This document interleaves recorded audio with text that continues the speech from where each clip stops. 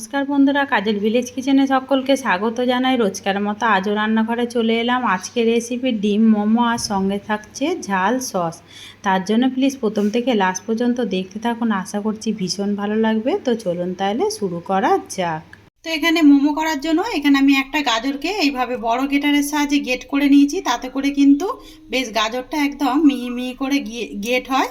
আর এখানে একটা পেঁয়াজকে আমি এইভাবে ছোট ছোট করে টুকরো করে কেটে নিয়েছি। এবারে দুটো উপকরণকে খুব ভালো করে লবণ দিয়ে একটু মাখিয়ে রেখে দিলে তাতে করে কিন্তু বেশ সুন্দরভাবে একদম নরম হয়ে যাবে। এবারে দুটো উপকরণকে লবণ দিয়ে খুব ভালো করে একটু মাখিয়ে নেব।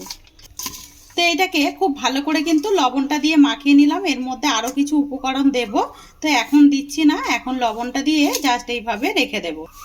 অপরদিকে গ্যাস অন করে দিয়েছি, ওর মধ্যে দিয়ে দেব আমি সাদা তেল। তো এখানে দিয়ে দিয়েছি 2 চামচের মতো সাদা তেল।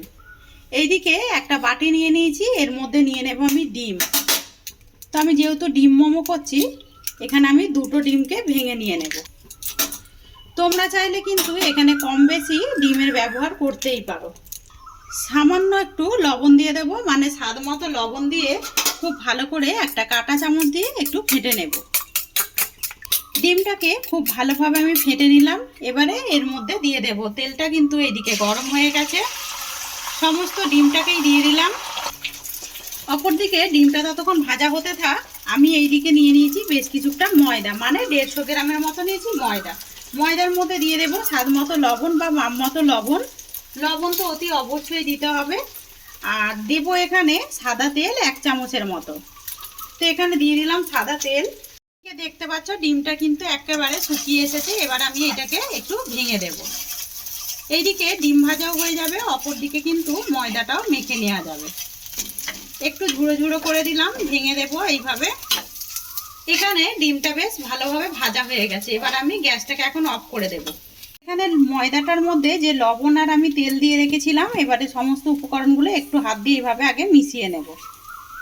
আর দেখতে পাচ্ছ এখানে কিন্তু ময়মের কোনো ব্যাপার নেই। আমি খুব ভালো করে তেলটা আর লবণটা ময়দার সঙ্গে মিশিয়ে নিলাম। আর আগেও বলেছি তোমরা চাইলে এখানে কম বেশি ময়দা ব্যবহার করতে পারো, সেই ক্ষেত্রে তেলটা একটু বাড়িয়ে কমিয়ে নেবে। এবার আমি অল্প অল্প করে জল দেব, মানে ঠান্ডা যে জল হয় সেই জলই দেব, দিয়ে একটা সুন্দর ডো তৈরি করে নেব। আমি ময়দাটাকে খুব ভালো করে মাখিয়ে নিলাম। এইভাবে ঠিক মাখিয়ে নিতে হবে, না একেবারে পাতলা হবে মানে নরম হবে, না একদম শক্ত হবে, এইভাবেই মাখিয়ে নিতে হবে। এবারে এটাকে যেহেতু একটু রেস্টে রাখতে হবে, আমি 10 মিনিটের জন্য রেস্টে রেখে দেবো, ততক্ষণে অপর কাজটা করব। তো তার জন্য এখানে আমি একটু সাদা তেল নিয়েছি, যাতে করে না উপরটা শুকিয়ে যায়। এই তেলটা মাখিয়ে একটু 10 মিনিটের জন্য ঢাকা দিয়ে রেখে দেবো। তোমরা চাইলে একটু বেশিক্ষণ সময় ধরেও রাখতে পারো। তো এটাকে ঢাকা দিয়ে রেখে দেবো। চাটনিটা রেডি করে নেওয়া যাক। দিয়েছি এই তাওয়ার মধ্যে দিয়ে দেবো আমি সাদা তেল। তো সাদা তেল আমি এখানে 1.5 চামচ দিয়ে দিলাম। 4 চামচের যে হয় 1.5 চামচ সাদা তেল। তেলটা বেশ গরম হয়ে গেছে। এখানে দিয়ে দেবো আমি একটা কেটে রাখা বেশ বড় সাইজের টমেটো। টমেটোটা দিয়ে একটুখানি নাড়াচাড়া করে নেব। এই ফাঁকে দিয়ে দেবো আমি হাফ কোয়া মতো রসুন। আর দেবো এখানে একটা মাঝারি সাইজের পেঁয়াজ, এইভাবে ডুমো ডুমো করে কেটে নিয়েছি। আর দেবো এখনই আদা টুকরো। আর এই ফাঁকেই দিয়ে দেবো আমি ঝাল মতো পাকা লঙ্কা, যে কাঁচা লঙ্কাগুলো পেকে যায় সেই লঙ্কা। এতে করে শুকনো লঙ্কার থেকে কিন্তু এই টেস্টটা বেশ দারুণ আসে। দেবো এর মধ্যে মাপ মতো বা স্বাদ মতো লবণ। তো লবণটা দিয়ে দিলাম, দিয়ে আমি এটাকে একটু নাড়াচাড়া করে নেব, যাতে করে সমস্ত সবজিগুলো একেবারে কাঁচা গন্ধ চলে যায়। আর এই চাটনিটা খেতে এতটা সুন্দর লাগবে যে যে কোনো কিছুর সঙ্গে কিন্তু এই চাটনিটা খেতে পারবে। এদিকে সবজিগুলো কিন্তু বেশ একেবারে ভাজা হয়ে গেছে। এই ফাঁকে দিয়ে দেবো আমি এখানে 1 চামচের মতো সয়া সস। এটা চাইলে হাতের সামনে থাকলে তবেই দেবে, না হলে কিন্তু একেবারে দেবার দরকার নেই। এমনিতেও এই চাটনিটা খেতে দুর্দান্তই হয়।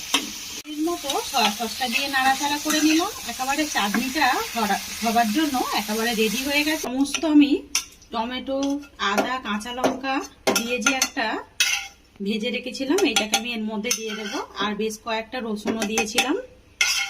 এর মধ্যে কোনো রকম জল দেবার দরকার নেই, এইটাকে এমনি মিক্সিং জারের মধ্যে খালি বেটে নিলেই চাটনি রেডি হয়ে যাবে। এদিকে চাটনিটাকে খুব ভালো করে মিক্সিতে দিয়ে বেটে নিলাম, একটা পাত্রের মধ্যে ঢেলে নেব। অপর থেকে গ্যাস অন করে আমি আবারও একটা ছোট্ট কড়া বসিয়ে দিয়েছি। কড়ার মধ্যে দিয়ে দেব আমি 1 চামচ সাদা তেল। তেলটা যখন গরম হয়ে যাবে তেলের মধ্যে দিয়ে দেব ফোড়নের জন্য একটা শুকনো লঙ্কা, আর দেব একটা কাঁচা লঙ্কা মানে পাকা লঙ্কা দিয়ে দেব। বেশ ফোড়নটাকে খুব সুন্দর করে ভেজে নিয়েছি। এটা বলতে পারো একটা তড়কা মশলা, চাইলে তোমরা এখানে কারি পাতা সরষেও দিতে পারো, আমি কোনো রকম কিছুই দেবো না। এবার এটাকে চাটনির মধ্যে ঢেলে দেব। অপর দিকে চাটনিটাও বেশ রেডি হয়ে গেল, একটু ঝালঝাল মতোই খেতে, কিন্তু বেশ ভালো লাগবে। তো এটাকে এবারে সাইডে রেখে দেব। এইদিকে ডিমটা কিন্তু বেশ ভালোভাবে ঠান্ডা হয়ে গেছে।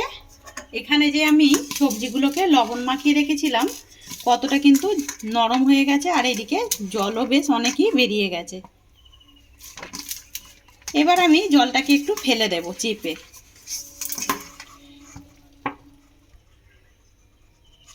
তো এখানে দেখতে পাচ্ছ জলটা কিন্তু একটু চাপতেই বেরিয়ে গেল, এই জলটাকে ফেলে দিতে হবে। এখানে জলটাকে আমি যতটা সম্ভব চিপে ফেলে দিলাম। এবারে এখানে যে ডিমটা নিয়েছিলাম এর মধ্যে আমি দিয়ে দেব। সমস্ত ডিমটাই আমি সবজির মধ্যে অ্যাড করে দিলাম। এবারে এর মধ্যে যেটা দেব লাস্টে, তো এখানে আমি গোলমরিচ নিয়েছি, আর এটা আমি বাড়িতেই গুঁড়িয়ে নিয়েছি। তোমাদের কাছে যদি গুঁড়ো গোলমরিচ থাকে সেটা কিন্তু দিয়ে দিতে পারো। আর এতে করে কিন্তু যেমন ঝাল হবে তেমন কিন্তু এর গন্ধটাও আলাদা, যেহেতু গোটা গোলমরিচ একটু এরকমভাবে গুঁড়িয়ে দিলে টেস্টটা কিন্তু দারুণ আসে। এবারে গোলমরিচটাকে দিয়ে সমস্ত উপকরণের সঙ্গে খুব ভালো করে একটু মিশিয়ে নেব। এতে করে খুব ভালোভাবে একটু চেপে চেপে মেশাবো, তাতে করে ডিমটাও কিন্তু একদম ছোট ছোট হয়ে যাবে। সবজির মধ্যে আমি গোলমরিচ গুঁড়োটা দিয়েও খুব ভালো করে মাখিয়ে নিলাম।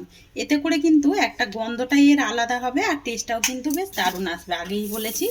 অপর দিকে বেশ 10 মিনিট হয়ে গেছে, রেস্টে রেখেছিলাম। ময়দাটা কতটা সফট হয়ে গেছে, আর একটু হাত দিয়ে মাখিয়ে নেব। খুব ভালোভাবে মাখিয়ে নিলাম। আর বাড়িতে থাকা এরকম উপকরণ দিয়ে যদি আমরা সন্ধ্যা টিফিনটা এইভাবে যদি রেডি করি, তাহলে কিন্তু বাচ্চা থেকে বড় সবাই কিন্তু অনায়াসে খেয়ে নেবে। এবারে লেচিগুলোকে যতটা সম্ভব ততটা ছোট্ট ছোট করে আমরা কেটে নেব। সুন্দর করে লেচি কেটে আমি গোল করে নিয়েছি। এখানে নিয়ে নিয়েছি একটা চাকি বেলনা, এর মধ্যে অল্প করে একটু ময়দা ছিটিয়ে দেব। এখান থেকে একটা লেচি নিয়ে নেব। লেচিটাকে নিয়ে সুন্দর করে এবারে আমরা ঠিক যেরকম লুচি বেলি সেইভাবে আগে বেলে নেব। আজকের রেসিপি আপনাদের কীরকম লাগছে অতি অবশ্যই কমেন্ট করে জানাবেন। যদি ভালো লেগে থাকে একটা লাইক করে দিয়ে এইভাবে আমার পাশে থাকবেন। আর কীরকমভাবে বেলতে হবে আমি ঠিক দেখিয়ে দেব, কতটা পাতলা করে বেলবেন। আর এখানে দেখতে পাচ্ছ খুব ভালো করে আমি বেলে নিয়েছি। আর বেলাটা দেখো, পেছন থেকে কিন্তু দেখলে পরে আমার আঙুলগুলো ভালোভাবে দেখা যাচ্ছে। এইভাবে পাতলা করে ঠিক বেলে নিতে হবে। সমস্ত লুচিগুলোকেই আমি আগে বেলে নেব, নিয়ে একটা থালার মধ্যে রেখে দেব। সমস্ত লুচিগুলোকেই আমি সুন্দর করে বেলে নিয়েছি। আগে থেকে বেলে নিলে মুড়তে কিন্তু সুবিধা হয়, আর তাড়াতাড়ি কিন্তু হয়েও যায়। আর আজকের মোমোগুলো যে সমস্ত যারা মোমো কিন্তু একেবারে মুড়তে পারে না, বলতে পারো আমিও ঠিকঠাক মুড়তে পারি না, আর আমি এইভাবেই কিন্তু মোমোগুলোকে মুড়ে নেব। তো এখানে একটা দেখতে পাচ্ছ আমি নিয়ে নিয়েছি লুচি। এবারে এর মধ্যে দিয়ে দেবো বেশ কিছুটা, যেই পুরটা রেডি করে রেখেছিলাম এই পুরটা একটু বেশি করেই দেবো, যাতে করে খেতে ভালো লাগে। এখানে বেশ অনেকটা মতোই দিয়ে দিলাম এরকম লম্বালম্বিভাবে পুর। এবারে এইটাকে নিয়ে আমি এর ওপর থেকে এইভাবে মুড়ে নেব। আবার আমি এটাকে ফোল্ড করে এইভাবে আমি ঠিক মুড়ে নেব। এবারে এটাকে সিধে করে নেব। এখানে কিন্তু একটা সুন্দরভাবে মোমো রেডি করে নিলাম। এইভাবে চাপ দিয়ে একটু সাইডগুলো মুড়ে দেব। এরকম তেল ছাড়া খাবার কার কার খেতে ভালো লাগে আমাকে ঠিক কমেন্ট করে জানাবেন। একদমই অল্প তেলের মধ্যেই আমি মোমোগুলোকে রেডি করছি। এখানে একটা রেডি হয়ে গেছে দেখতে পাচ্ছ। এটাকে আমি একটা প্লেটের মধ্যে তুলে নেব। মুড়ে দেখাচ্ছি আমি ঠিক কিভাবে মুড়ছি। এখানে আমি আবারও দিয়ে দিলাম পুর,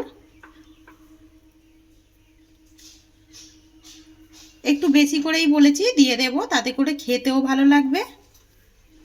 এবারে এইটা ওপর থেকে দিয়ে আমি এটাকে এইভাবে মুড়ে দেব। কত সহজে দেখো এইভাবে কিন্তু হয়ে যায়। এবারে সাইডগুলো এইভাবে একটু চিপে দেব। এখানেও কিন্তু আরও একটা মোমো গড়ে নিলাম। সমস্ত মোমোগুলোকে একইভাবে গড়ে নিয়ে আমি ফিরে আসছি। এদিকে সমস্ত মোমোগুলোকেই সুন্দর করে আমি ঘুরিয়ে ঘুরিয়ে এইভাবে আমি গড়ে নিয়েছি। এবারে এখানে নিয়ে নেব একটা ঝাঁঝরি। আমি আজকে বাড়িতে থাকা কয়েকটা উপকরণ দিয়ে যেহেতু করছি মোমোগুলো, আমি ঝাঁঝরির মধ্যেই করব। এর মধ্যে দিয়ে দেব সামান্য একটু তেল, যাতে করে না একের পর এক লেগে যায়। একটু তেলটা এইভাবে গায়ে গায়ে লাগিয়ে দেব। ভালো করে আমি তেল একটু লাগিয়ে দিলাম। এবারে এখান থেকে একটা করে মোমো নেব, আর মোমোটা ঠিক কিভাবে দেবেন সেটা আমি দেখিয়ে দেব। তো অপর দিকে দেখতে পাচ্ছ আমি কিন্তু জল গরম হতে আগে থেকেই বসিয়ে দিয়েছি। ঢাকাটা খুলে নেব। এবারে এই ঝাঁঝরিটা আমি এর মধ্যে গামলার মধ্যে বসিয়ে দেব। এখানে যে মোমোগুলো নিয়েছি আমি ঠিক যে দিকটা মুড়েছি এই ভাবটা উল্টে দেব। সমস্তগুলোকে এইভাবে আগে সাজিয়ে দেব। আর সত্যি বলছি একটাও ভেঙে যাবে না, এইভাবে একবার করে দেখো। এখানে আমি 4টে মোমো দিয়ে দিয়েছি। এবারে যতগুলো মোমো করেছি সবগুলোই দিয়ে দেব। তো তার আগে একটু অল্প করে তেল দিয়ে দেব, তাতে করে দেখবে একটার পর একটা কিন্তু একেবারেই লেগে যাবে না। এইভাবে একবার করে দেখবে, মোমো কিন্তু একটাও ভেঙেও যাবে না, আর একটা কিন্তু লেগেও যাবে না। আর আমরা একটা একটা করে করে থাকি, ওইটা কোনো রকমই করার দরকার নেই। আমি সমস্ত মোমোগুলোকে এইভাবে সুন্দর করে সাজিয়ে দেব। সমস্ত মোমোগুলোকেই আমি কিন্তু সুন্দর করে দিয়ে দিয়েছি। এবার আমি এটাকে ঢাকা দিয়ে দেব।